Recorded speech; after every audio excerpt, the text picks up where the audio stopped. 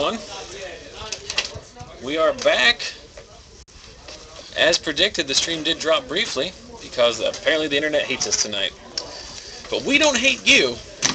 We love you dearly.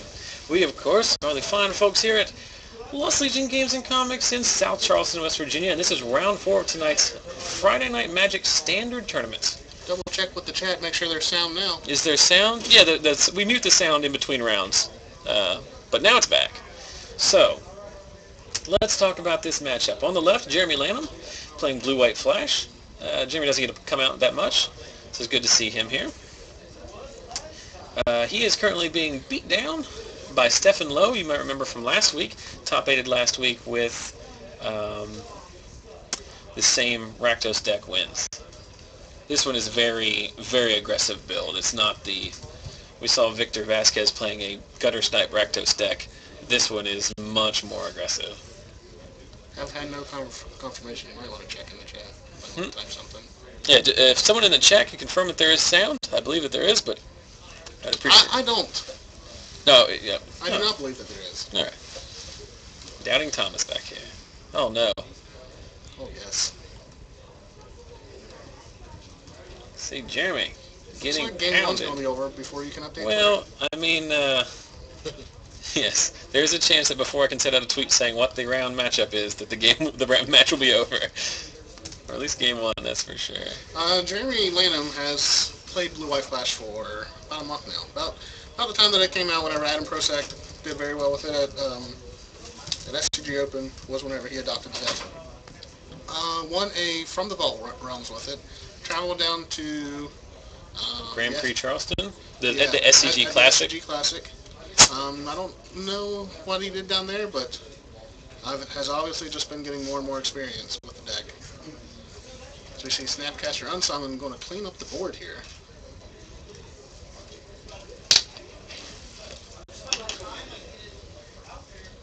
And nothing before blocks. Yeah, he couldn't, he could respond before blocks if he wanted to, and burn out the. Because I know he's playing Searing Spears and Brimstone Volleys, I believe. Still, just because there's nothing. Oh, there was a Sneaky Noble back there. Restoration Angel. Before blocks, he says, I'm going to tap my mana and Double up on it. Double spear. You're tapped out, Jeremy. Suck it up. Okay, so I have a legitimate strategic question. Would you have done that, or would you just not have morbited the Brimstone Volley and got Jeremy down to 4? Was one of those a Brimstone Volley, or I thought Yes. one of those was a spear? Okay. It was a spear and a volley, I think. Is that correct? It depends on how much mana creature does he have? heavy. 5 mana? Mm-hmm. Yeah, that would have been a spear and a volley then. Mm-hmm. Depends on how creature heavy his hand is, because if Jeremy resolves a pike anytime soon, like the creatures that Stefan has are very unlikely to get through. Mm-hmm. So you take the creature damage while you can. I think he might regret that play after the fact. I think when you're playing the burn deck and you have the opportunity to get them down that low. So now I guess that's Essence Scatter takes out the Shred Freak. I'm getting a text message that might mean we in fact do not have sound. Nope, that's just my wife sending me a picture of something. There's sound now. We're good. That's what the chat says. White bordered islands, so ugly. Another Shred Freak. There happens to be a lot of white bordered fans. Shred Freak going to get Snapcaster Essence scattered. Oh my! What is this? Oh, there's Sarah Taylor, Michael's wife, who is being commissioned for the Adam Vickers token. Is apparently just in the time that we've been talking about it, made her own Zach's Beard token. So, hooray!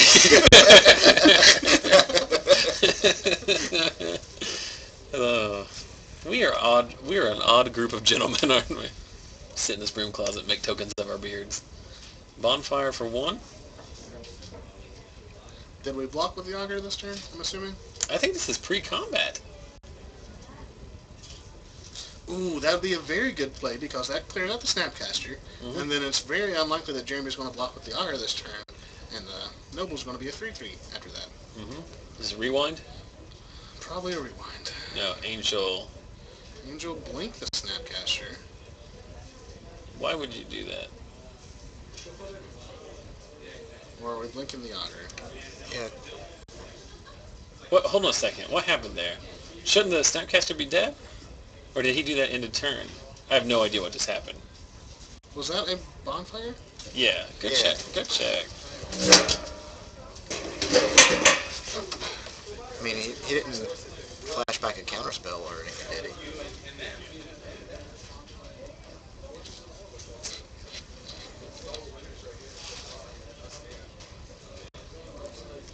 Snapcaster should be dead. Yeah, that's what I'm thinking.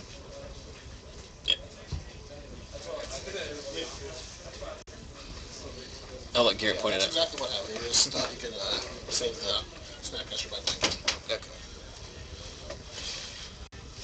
More than anything in this match, Jeremy is getting lambasted for his white bordered islands, which I think is funny because he's also playing the best island, which is the John Avon Unhinged. These nuts, back off. That's my boy you're talking about. These Nuts is very aggressive in his chat commentary, but that's why we like him. We will E-fight. That's why we like him. So, Jeremy adds to the board with a pike, which is going to start getting out of hand here. Stefan's slowly running out of business. I think he's got one card in his hand, a creature that he can't profitably attack with. How important would that 8 damage have been at this point? Pike comes down, it's on the Angel. 1, 2, 3, 6. Do you do that, or do you do that with the Auger and then switch it to the Angel in case? Well, I guess if he has a Hellkite, you're kind of boned either way. Yeah, he might be keeping back Dissipate mana. I don't know. If His hand is a gold card, Probably. another Auger, a white card, and another pike. So that was very descriptive on my part.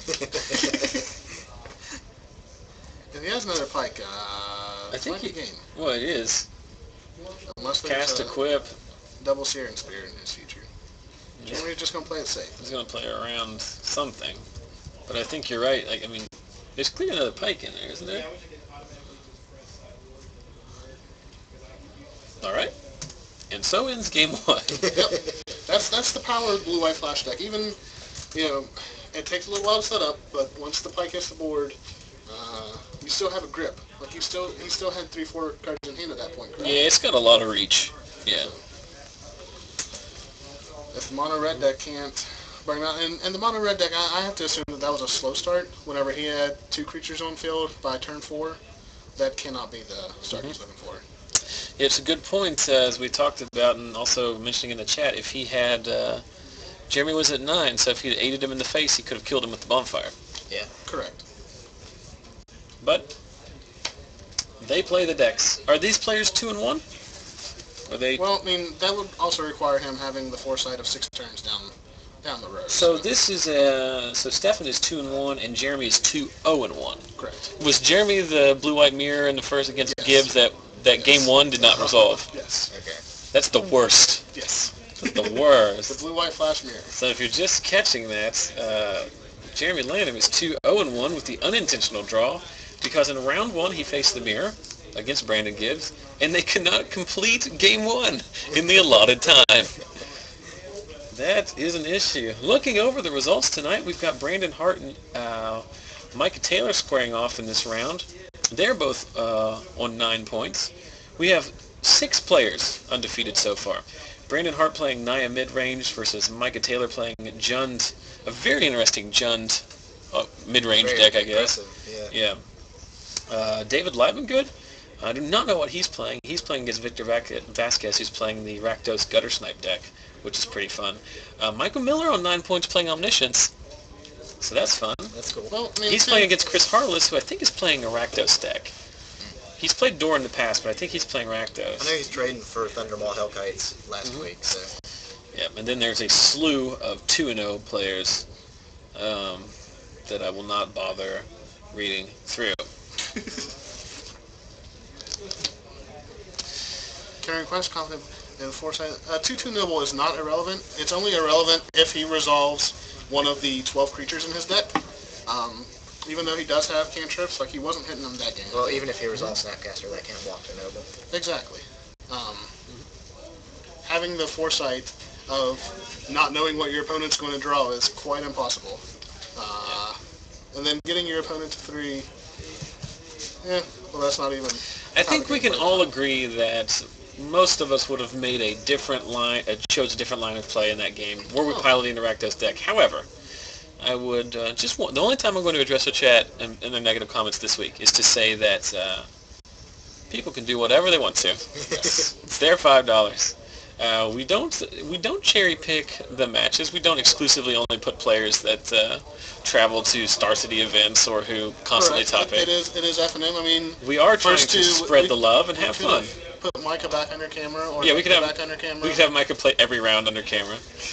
He might, because I don't think he's going to lose. No, we went to table number 5. Or sorry, table number 4. Sorry for scrounging so low. He's playing. Micah's currently playing, like I said, Brandon Hart's Naya deck. And is there any way that the Naya deck wins that? Yes. But he has to draw a lot of bonfires. He has to resolve one Miracle Bonfire. They're playing a lot of the same creatures. He plays. But Micah's playing all the Thunder Moth. Yeah. Let me see, Brimstone Volley, clear out the... See, I like that Brimstone Volley, because your Shred Freak's not going to be worth anything with that Aggro on the board. So a little bit better start here from Stefan. We're going to see a Snapcaster here. You know How bad do we miss Gut Shot in this format? Not at all. Yeah, Gut Shot, not so Unsummoned? much. Mutagenic Growth, I do miss. I wasn't sorry to see any of the Phyrexian mana spells go. Thought Scour before, and then Azorius Charm. If he thought scoured into that, is where he's trying. I don't think he did. Okay. I think obviously it's still correct to do what he did in that sequence, but...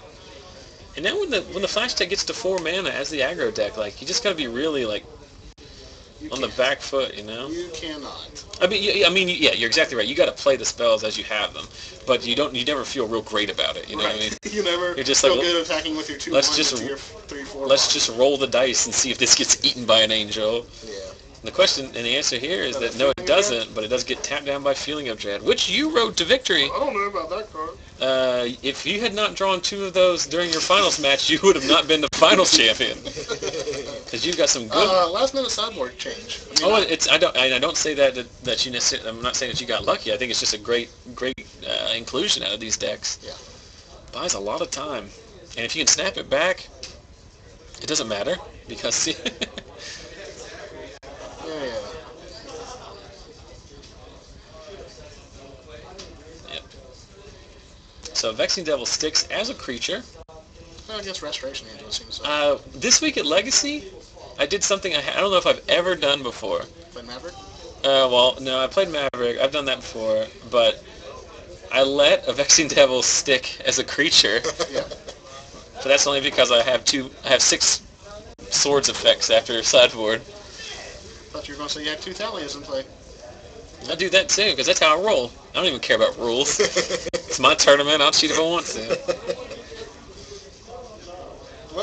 Legacy tournament was pretty good this week. I had a lot of fun. Low turnout, but high You had a lot of quality. fun. You were miserable the entire time. I felt bad. I was sick that night.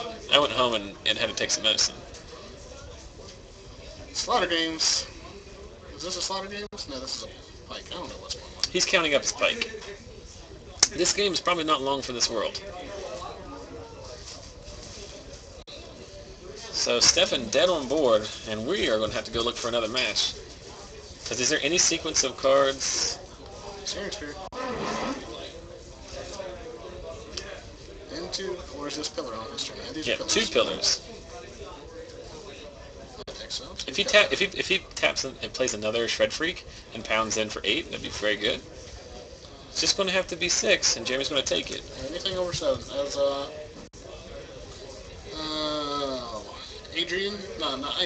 Patrick Sullivan says, whenever playing any kind of burn deck, you always want to have numbers going at your opponent that are divisible, going to 0. Like, if your opponent is at 10, you can deal 5 damage to him this turn, deal 5 damage to him. Don't deal 4 damage to him. So Jeremy's in that awkward situation the Flash deck gets to, where it has reactive cards and a pike, but nothing to stick it on, No right? creatures. Because he's still got a Feeling of Dread in his graveyard, Does right? he have a Moorland Hunt play? He does not have a Morlin. No. That is those. Does this deck play, how many does it play? A couple of those? Yeah, 2. Oh, good point from the chat. That Trader's Instinct would have been amazing there.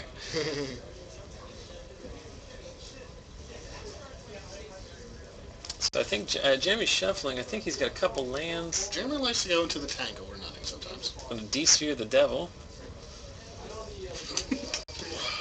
Devil. So that's also what my sermon's going to be at.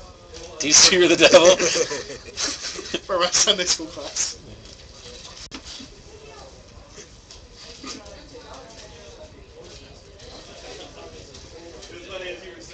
So flashes back the Feeling of Dread. Tap down the Shred Freak. And what's that card in his hand? He's got a white card, and is it Think Twice? I like how you're leaning over to see it. Well, I'm more leaning towards it. I have in the past tried to look around the corner of a 2D surface, but this time I'm just trying to lean closer. Either way, got him down to 4 here. Flashing back to Think Twice. Yeah. Trying to find something to pike up. D's. Jeremy Lanham is notorious for the fancy plays. Has let spells resolve to cast cantrips at end of turn whenever that was clearly not the right choice. Okay. The old Gabe Nassif. That's a very interesting thing. I'll post this to a link to Gabriel Nassif. The Pro Tour he won in Kyoto is playing 5-color Vivid Control. And he was just like notorious for wanting to play around everything. And there's one point where in the finals, Luis Scott Vargas cast in a Johnny Goldmane. And Nassif thought about it for, I'm not kidding, maybe 10 minutes. And then he eventually decided to let it resolve. And because he let it resolve, he ended up winning the game because he could play around it like in a race. And I just like I don't know, at what point you just don't counter the good spells. Fun story with Jeremy Lanham. Played against him one day. He's tanking. During my combat phase, like during my attack stuff, he's tanking. Just 2-3 minutes of nothing. Then takes the damage, upkeep, draw, and he says, "Yeah, you got this," and shows me his hand, which was land, mana leak, mana leak. Seems like you could have interacted there. Yeah. Well, if he casts a spell sometime during this combat stuff, I'll be ready for it. But no, so he's still a good player. We're getting a little grief from South Florida Magic's own legacy regular. I think it was Nasty Nick. Nasty Nick. It's also his Twitter thing. He does not like that we mentioned the Maverick on here. I don't like it either. I mean, it's a terrible deck. You should never play Choke. Yeah, I did get you with the Choke. Yeah, twice. Well, there's 3 of them in the board. Because that just happens to be the worst possible matchup.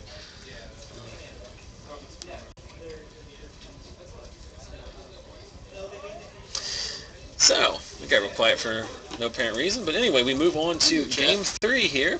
We interact with our chatters. We do. It's part of the fun of doing this. The least favorite parts of doing this are picking the match. Because it's very hard to find people who haven't been on camera or people that want to be on camera. It's very hard to stay up until 1 in the morning because I'm an old man. How old are you? 32. That is old. So Strongkirk goes back on top thanks to Azorius Charm. Cackler doesn't. There's the aforementioned Moreland Haunt. I do see a Restoration Angel in Jeremy's hand. The turn 3 Moreland Haunt, though, kind of disgusting. Usually means your mana is bad. Usually means the mana is bad. Reverberate. Copy your counterspell, sir. Pretty fun play. Yeah. Nice sideboard tech. Not a red elemental blast. So, yeah, I was going to say, if you thought Pyroblast wasn't in standard, you're only partially correct. I do have one redirect in my sideboard in my command deck now. Also a fun little trickery play. You can't redirect a Sphinx's Revelation then. Correct. Is this you can reverberate one. Is the Supreme Verdict, is that a sideboard card? Yes. Usually 1 or 2 of them sideboard. Because the only things that you have to cast during their turn in that deck are Augur of Bolus now and the Runechanter's Pike. The chat's saying that Dissipate should be exiled, which is relevant since he plays Snapcaster. Because the Reverberate copied the Dissipate. Yeah.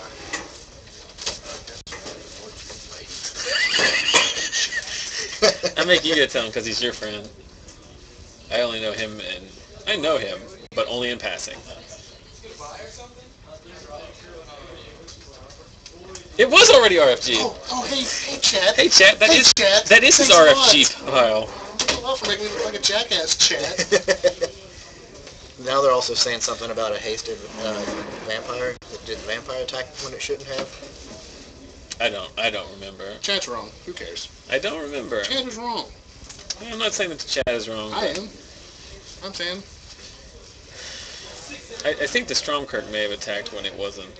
It didn't need. It couldn't. But I'm not positive. You're also. And hopefully if that. It's very likely that Jeromie. See, Jeromie makes no hand interactions whenever he passes the turn. Mm-hmm. So he could have easily just passed the turn.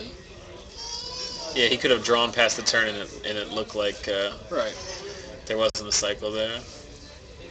I'm fairly sure that both players know Stormcrown does not have haste.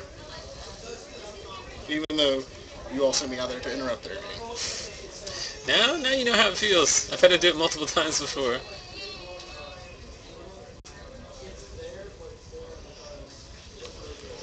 Yep.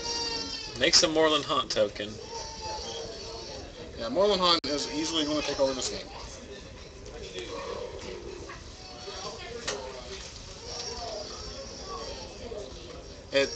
In a deck where your way of dealing with creatures is burning them, also having them come back as 1/1s is really, really bad.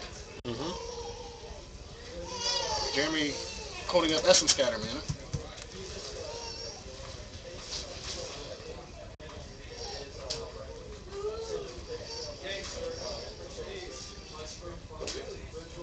That's fine. We'll let it slide. Even if that is the play. Yep. And also, Descent in the chat. Earlier you made a comment about you want me to put docs in the recap post. You need to let me know what docs you're talking about. Dr. Pepper. That's probably Dr. J. You know my favorite commercials are on top. Have you seen the Kyrie Irving, Uncle Drew ads for the NBA? No, I don't have cable. Thanks for running that in. It's on the internet, so you're welcome. I've only ever seen them on YouTube, so. Obviously, I don't get the same basketball ads you do. It's on YouTube. What kind of videos are you watching on YouTube? Don't. Yeah. How to dunk 101? I'm trying to determine. At this point, I'm trying to determine how to tactfully go out there and remind them that I don't drag all my stuff here on a Friday night and sit in this room closet to hear a child screaming the entire time. Oh, no. Let's just leave that subject as is. More importantly, Jeromie seems to have stabilized, more than stabilized, taking control of this game. Pike for 3 makes the attack 6 total. Dropping Stefan 2-3. That's game. And that's all of it. 20 minutes left in the round. We should be able to find another. So, yeah. If you want to go scouts. Turns out that the 1 point of damage did not matter. So congratulations, Jeromie Lanham. He moves to 3-0-1. So in a pretty good spot for the top 8. Same position I was in last week. He can possibly draw in if he's paired up. Probably needs to play. Probably have to play. But if you come to FNM, surely you want to play a game of Magic. Well, Garrett steps out. He's going to try and find you another match. And while he's doing that, let me try to give you some free Magic cards. You don't want to start your game by rolling dice or flipping a coin. This isn't communist Russia. Get out of the gulag. Get into modern day. Do they have coins? They actually don't have. Yeah, they don't have. Huh? They actually don't have games in communist Russia. They are illegal. You know what their decks are? Who was it? Brandon, table 2, table 1. Oh, it's Micah again? Yeah. Oh my God, the poor guy's been like 1,000 times. That's fine. Yeah, those are the best two. Those are the best 2 decks, I think. What's Brandon playing? Do you know? Naya Midrange. But more importantly, guys, as we get you another match coming right up, it'll be the same gen deck we've seen the last 3 times, but that's the way it is. You want to win some rock paper scissors cards? Nope. All right, Garrett doesn't, so he's ineligible. Actually, I did sign up for him. Facebook.com/ZachSellsMagic is a place to go. Look for the post. It's the most recent one that's on there. Make sure you like our page, and comment on the post. You'll be entered for a chance to win next week's drawing. For those of you who are interested about this week's drawing, we're both drawing for a Cathedral of War promo, I believe, as well as last week's Rock, Paper, Scissors contest. I'm going to have to do those offline, and we'll put the results up on Facebook, as I just did not have time prior to the event tonight to make those lists. Right It's just trust me, it's more convoluted. It's more convoluted than it needs to be. So we quickly have another match, and I apologize that they're the same decks. But that was the first table that I came to, and I'm really lazy. Yeah, and also too, another thing that people don't recognize is like, unlike some of these Star City events or Grand Prix where they have 1,000 people to choose from, we've only got 20 matches. Unless you want to see the other 3 tables. And a lot of them have already finished. That's the thing people don't take into account, is that it's hard to move a match that's already over. There was a period of time where we were just going out there and just like playing Legacy during the downtime. I think we played the Izzet and Golgari dual decks. Yes, and that was fun until I realized that I had no idea what the cards were because they have new art and things like that. Yeah. Do you have any idea what the match is, Garrett? Do you know? It's game 3. Oh, it's game 3. Nice. Told you. Surprisingly, a good match. So Micah, of course, texting his BFF Jill there. OMG, undefeated at FNM. Back on camera. Turn the recorder on. LOL. Rubber match. TTYL. So this is not your son? This is. Do not be confused. This is not Michael Taylor. Oh, this is in fact Micah Taylor. You've seen him. Much alike. Micah Taylor. Do not have a son. Micah Taylor has not played at this shop before tonight, and he now has more feature matches than most of the people who have played here their entire lives. I think I have 5. So he's probably about. He has 3. Before tonight, the way his night is going, he probably will be in the top 8. So. He's a Huntington player? Yeah, he plays in Huntington normally. He was up here shopping with, I think they were doing some Christmas shopping up in town today. Had some other stuff going on, so decided to stop by. Hey, don't come in. And so that's why I decided to drop in. So it's good to see some fresh blood here. After the Saturday tournament they have up there, he was really upset about playing against Rakdos and what's the Havoc Festival. He was talking about having Havoc Festival in all of his decks. What is Havoc Festival? Players can't gain life at the beginning of your upkeep. It's like Everlasting Torment. Yeah. It's like a sulfuric vortex that you never actually get to cast. Scott Driver making an appearance. How you doing tonight, Scott? I am 3-1 because I'm terrible. You assumed I meant what your record was. Maybe I just wanted to know how you were doing. I am well, other than being 3-1. I was kidding. I was asking about your record. But so 3-1, drawing very much live to the top 8. Mono red, Rakdos. Mono red. It's terrible. Don't play It's it. so bad that you went play 3-1 and top 8'd 2 weeks ago. I did beat the Tristani deck. That's a moral victory. Yeah. Winning. We can go ahead and plop up a quick tweet as we got yet another bonus match. Round 4. Bonus. Again, no charge for this one. This one's on the house.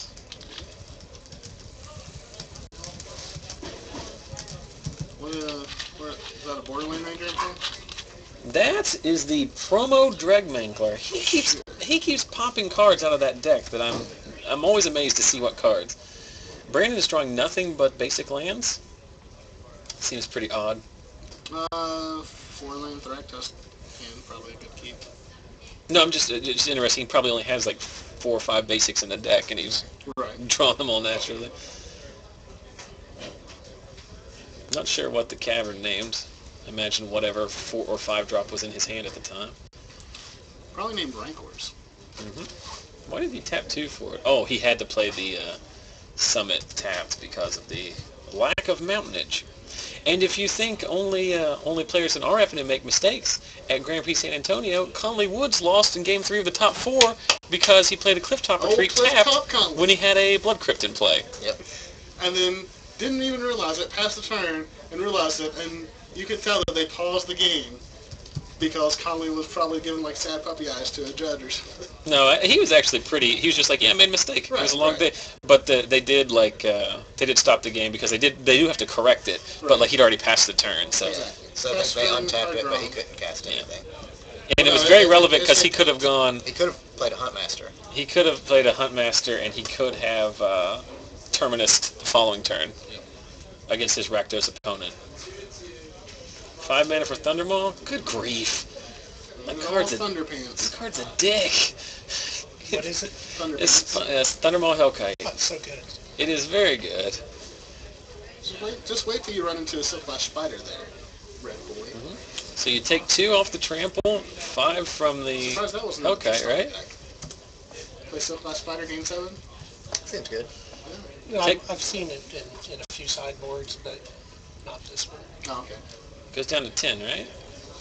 Oh, there's still a Magic game? For now. He traded his Dragmangler for 2 points of trample damage in the front half of the Thragtusk. Brandon, of course, is playing Bonfires, and now he's got enough mana that he could Miracle one and take care of that Thundermaw. But the Thundermaw's going to attack for 7 next turn.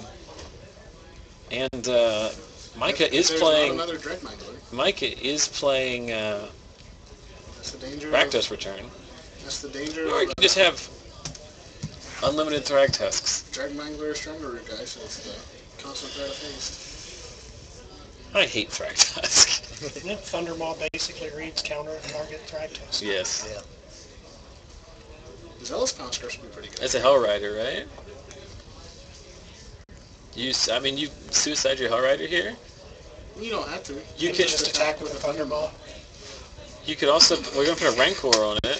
Say the exact same thing at the exact same You time? can, does he have the right mana to, yeah, he can. Yeah, He can again, play the that's- Hell Rider and Rancor. and then- Rancor. and that's the Patrick Sullivan thing. He's at 15 life. Mhm. You get 8 points of damage in. Much better than 7. You try to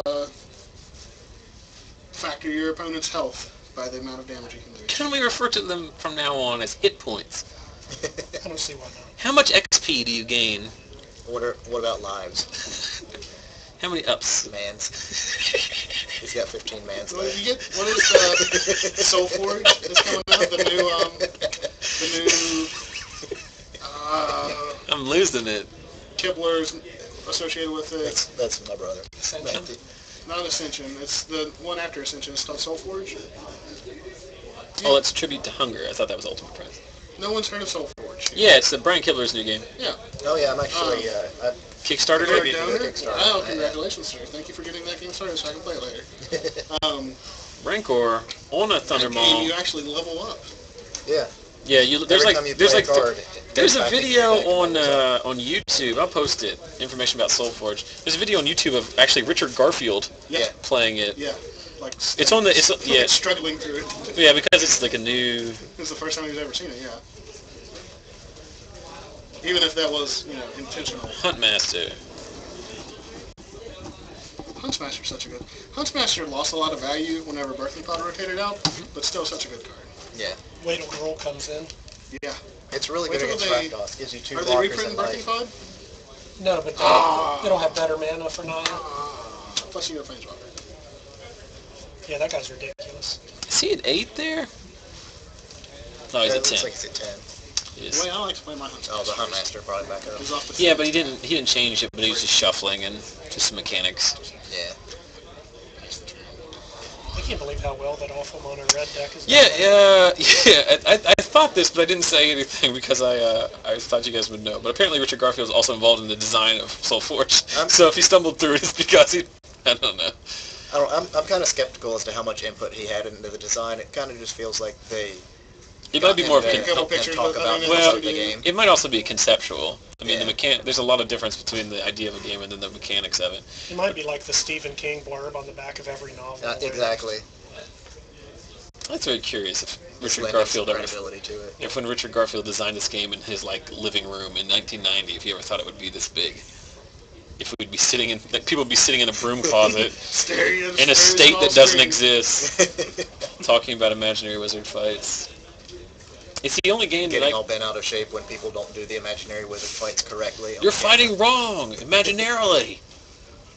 Your spells are incorrectly played.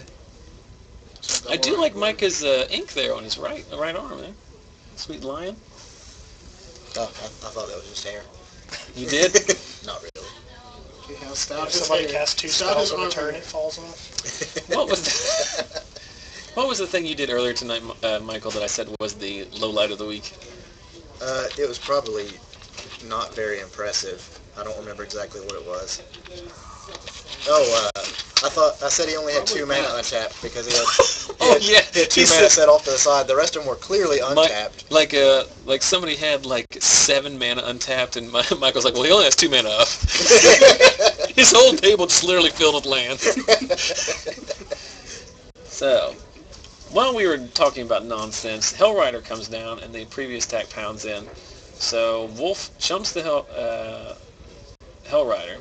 2 off triggers, 7 from the Hellkite. Drops him down to 1. And we are 1 attack step away from Micah Taylor going 4-0 in this bad boy. No Miracle Bonfire. And the world sheds a single tear as the Miracle doesn't ruin yet another game of Magic. Hey, you know that board state that you've cleverly crafted for the rest of for the entire game? Screw you! Thematics. It's the Kibler LSV gift from the Players Championship, yep. It's the bonfire meme. Got it. You don't know what we're talking about. The infamous bonfire for the win that knocked the U.S. out of the World Magic Cup. At least they got knocked out by the team that went on to win it. Exactly. So Brandon, thinking desperately hard here, how can he come back from this? He does have a lot of mana and a Wolf Run and 7 power on board, but Mike is at 23. Both these decks can play Wolf Run, which is such a nice card. So Wolf he can Run only come up with 12. You don't get land flooded. 12 mana is all he can muster here. He has to do something. He has to kill the Hellrider. The Hellrider by itself will kill him next turn. I mean, the Thundermaw will too, but doesn't even have to connect, and the Hellrider will get there. Dead during the attack step. Desperation. Good game. Oh, I believe they're talking about chat saying I think Micah could have killed him anyway. Did he have a scavenge in his graveyard? Well, he had a Dreg Mangler, didn't he? He had a Wolf Run. Couldn't he have just Wolf Runned his unblockable Thundermaw? He had 1, 2, 3. He had 1, 2. Let's look. 1, 2, 3, 4, 5 for 2, 9. Yeah, 9 from the Thundermaw and power, plus 1 from the trigger. But if 10 from Brandon just had Stifle, that played me yeah. very terrible. If Brandon miracled Upheaval. Yep. For 1. Dragon scavenge for 3, that would have done. Druid's Deliverance to Beast Token. Oh, I forgot about the I forget about Scavenge all the time. And I don't think of all the play mistakes that we've seen or could possibly happen, Scavenge is not one that I think is. I think it's very common. It's very easy to forget because people won't put it in there as a focus of their deck. There's really only one Scavenge. Yeah, you play Drag Mangler Mangler because it's a 3/3 haste. Yeah. And that's the only Scavenge card that sees Tier 1 play. So everybody's just forgetting Same about thing it with tonight. Ash Zealot. It's very easy to miss that trigger. Yeah. Apparently, since I missed it. You did miss it on camera. Whatever, But one that's like I'm anyway. so the used to easiest trigger Moto ever. handling the triggers. Yeah, for me. if you play online, it is very difficult You are far much to. worse player than us paper Magic players. Yeah. Yeah, Moto spoiled me, and there's literally no way to trigger it in Ravnica Limited. So Here's a quick question. They're talking about Gatecrash a little bit in the chat. Do you guys know if they're reprinting Show and Tell? I think they are. Well, then I'll play Standard again. It is going to be a mythic rare. Funny story in and the not in anyone's text. Just to grief me. They'll reprint it in like, a vault or something. And then we'll be like, aha, they reprinted it. So I just think it's going to be in the Sorin vs. Typical dual deck. Part of the black-white dual deck. one last try. If you want to win some sweet free Magic cards and an signed altered Tree of Redemption, are you going to do that? Yeah, I'll get it. I'll get it to you. Garrett Meadows signed an altered Tree of Redemption By Max Turner. by Max Turner, Christmas themed, along with our usual giveaway of playset of rock paper scissors cards from Unglued. They are literally the coolest way to start your game of Magic. If nothing else, the feedback we've gotten from the stream, and by we I mean me, and by feedback I mean people talking on the Facebook page. I like having a quick karate bout with my opponent. just a quick fisticuffs. Yep. A duel to the death, sir, to see who goes first. A bout of blows. The last man to stand shall go first. Old-timey. I don't know how you guys find your hands. Old-timey fisticuffs as we switch back to the studio camera. I like just take them outside, have the bicycles with the one giant, huge wheel, and we race down D Street. Yeah, this is the one really big wheel. It's like, do you remember the ill-fated XFL? Yes. Vince McMahon's WWF Football League. They had, what was the thing they called it? Footballs. Yeah, but what did they call the thing that to start the game? They didn't have a coin toss. They would line people up like 20 yards away from the ball, and then two players would basically have like a drag race, and whoever recovered the ball got to start first. But it was neat in the sense that it was like it's something that happens in a football game is people run fast and then dive for a ball. But it was just like really weird because like, I don't know. I forget what it was called. It was called something like it was the WWF, so it was called something like something overtly like masculine. Yeah, I don't know. The showdown. The man pile. Which of course is a nightclub down in St. Albans. We'll be there later. Not to be confused with the man hole. Speaking of alternate sports, whatever happened to the trampoline basketball league? Okay, that thing was awesome. Yes. Jam Ball. It's Jam called Ball. Jam Ball. It was on like Spike or FX or something, and they played basketball, but on a court of like all trampolines like you would see at like a gymnasium for like gymnastics. And it was just constantly like just people would like get a rebound, throw it the length of the court, where someone would just jump off one trampoline and just like 4 times. Ever do like a somersault slam dunk? Only every time. Did the ball ever catch on fire? Yes. They were heating up. And I remember growing up, MTV had their own alternative. Oh, it's Slam Ball. With Slam Ball. Basketball hoops like 100 feet up in the air, and those were worth 50 points. Do you not remember that? No. Oh, it was like celebrities would play. And they'd have these, just your normal basketball hoops where you'd score 2 and 3 points. But above that, high up in the air, was another basketball hoop. And if you made it in that, it was like 50 points. See, I would just shoot for that one every time. Yes. I would miss horribly. I would be of no use to my team. It was called Slam Ball. I inadvertently called it Jam Ball. I got all of the vowel sounds correct, and I got the appropriate number of syllables, but I missed the leading consonant, so I apologize for that. But that is fun. Oh, the chat bring up an excellent point. American Gladiators. What the heck happened to that? Yeah. Now you remember they revived it about 3 years ago. It was like a primetime show on like NBC or something, and then of course like every reboot on a major network was awful. Like, let's be honest, anyone who tuned in to American Gladiators wanted to see one of two games. Correct me if I'm wrong, gentlemen, but they wanted to see either I believe it was called Powerball. Stick fight one. Joust was good. Powerball was the one where you had to put soccer balls in the little goals, and the gladiators were just allowed to like double team you, just tackle you and destroy you, because we just wanted to see these participants get destroyed. People get hurt. Yeah, or of course Assault. Yeah. Assault being the tennis ball gun game. That was the best game on there by far. I think American Gladiators got replaced by Wipeout because people just want to watch people like fall down. Yeah. That's one of the funniest things in the world, is just to watch somebody fall down. How many more times are you going to tease me with that in the scene?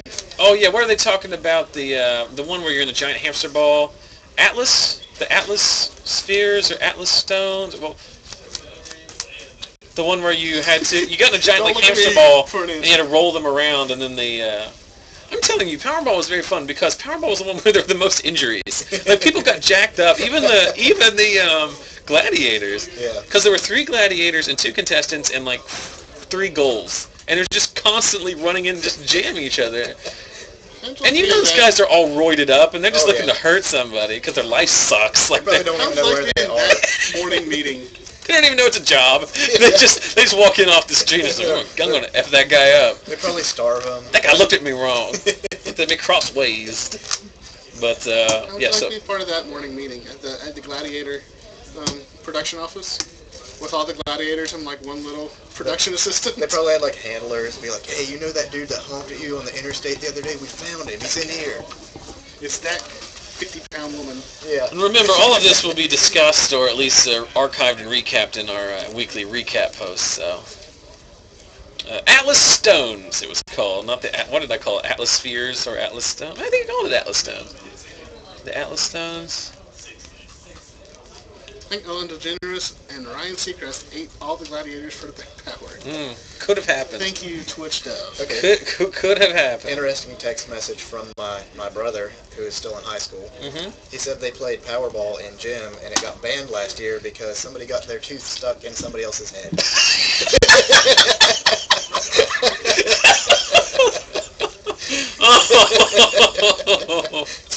What kind of moron is like, you know what's a good thing to do at the public school?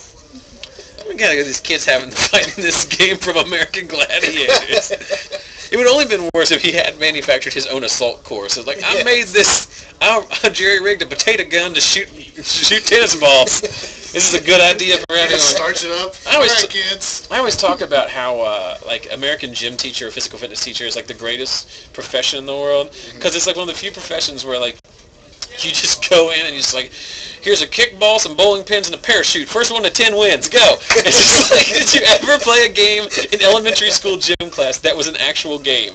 It was always like, all right, we got the volleyball net out, and if you throw the yellow ball over it, if you catch it, they're out, but if you drop it, they're not. But then you're rolling a giant red ball underneath, and if you get it, you're out. And then this is the no tack zone, and this is always and it always involved those little boards that had wheels on them that you would get around and scoot around on. Yeah. There's always a game involving those. Always involving those. I like middle school, high school dodgeball, where the teams were never stacked. You could not. No, we couldn't play dodgeball after middle school. Dodgeball wasn't allowed because that's just dangerous. That's what you're doing is you're setting up voluntary propulsion systems for this. I mean, that's in the Middle Ages those were called cannons, and now we're just voluntarily turning our children. And you can at least play the one where you're on sides and stuff, and there's actual game. But I mean, they used to play the kind where they'd line you up on the wall. It's like, I'm not even giving you any kind of relief. It's going to hit you and immediately smash your head into the concrete wall. It's not dodgeball at that point. It's just ball. And we wonder why. Dodging involved. And we wonder why. It's time to play ball, guys. And we wonder why our children are failing a standardized test. It's because we beat them to death with giant red kickballs. So I'm glad you tuned in tonight. Over 112 people have tuned in tonight to watch us talk about dodgeball, American Gladiators, and people are asking me how long to the next game. Time is up in the rounds. We are waiting for turns, I believe. We should. Well, that might be it right there. Question. Yes. Can 3-1-1 make top 8? It can, but 3-1. There are 3 1-1s who do not. Last time, there were 3 1-1s, and 2 did not make it. I'm on the 2-1-1s. I have to win. Cross my fingers. Yes. You're playing. You're drawing live. Question about what will make top 8. Yeah, you want to be on camera? No, I mean, you might be on camera, but I'm telling you, you're playing. Oh, no, play it. Yeah. What are you playing tonight, Max? His band deck. Oh, yeah, play on camera. Whoever it is, I don't care. All right, so Max is playing in the final match. Max Turner, stream favorite, one of Allie Browning's favorites. Also, show pony for the night. Mm-hmm. You're right. He's won you some good. Yeah. He's won you multiple tournaments. Jason the deck. Thanks, Max. Yep, so very shortly we're going to the final round here. This is the 5th and final round of Swiss, and we'll be cutting the top 8. Question about what records will make the top 8. Last week, 1-3-1-1 player made it in. A couple did not. There were a couple. There was one intentional draw, and then one unintentional draw, and one of those one of those people drew themselves out of the top 8. But they kind of knew that going in. I think there were 2 buddies, and one of them was like, one of them would go. So those matches should start shortly. We're going to have Max Turner. He's 2-1-1, potentially playing for the top 8, playing Barrett from Final Fantasy VII. Machine gun hand deck. We all know that your nickname is Garrett Relentless. Garrett Relentless, and it's Max Vengeance now. Max Vengeance and Garrett Primal Hunter. So Max will be playing, and whoever his opponent is, in the winning in, the ultimate round. Possibly. Winning maybe. Possibly winning it. So.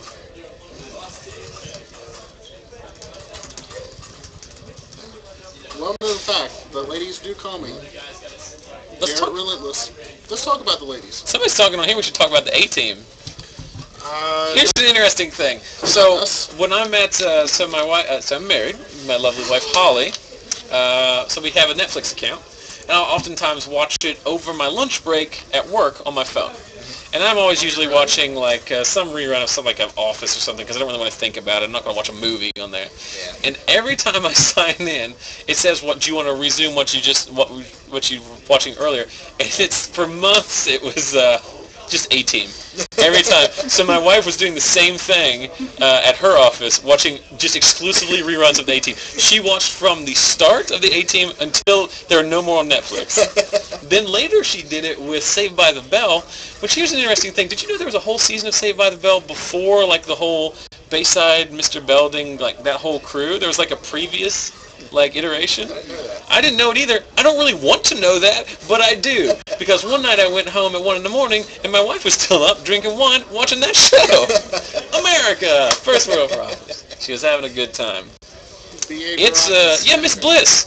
Allie pointed out, several people pointing out, Good Morning Miss Bliss was the name of the show before it became Saved by the Bell. So you've learned something here. I'm gonna put that in the recap. I did put in the recap once that Justin Timberlake owns MySpace because Adam Vickers was very concerned about letting us know. He was adamant about that. Yes. He was adamant Vickers about that. Adamant Vickers. And you talk about that, but people are starting to receive their welcome to come back to MySpace, it's cool now invitations. So we might have to come up with a Zaxxel's Magic MySpace too. I did a swing and a miss on Reddit. It didn't work. We're getting comments that Carrie from the King of Queens, the wife, whose name is, I know her name. Leah Remini. That's her, right? She was on Saved by the Bell. Good Morning, Miss Bliss, he said in Indiana. And then apparently everyone moved together to California. It was a wormhole.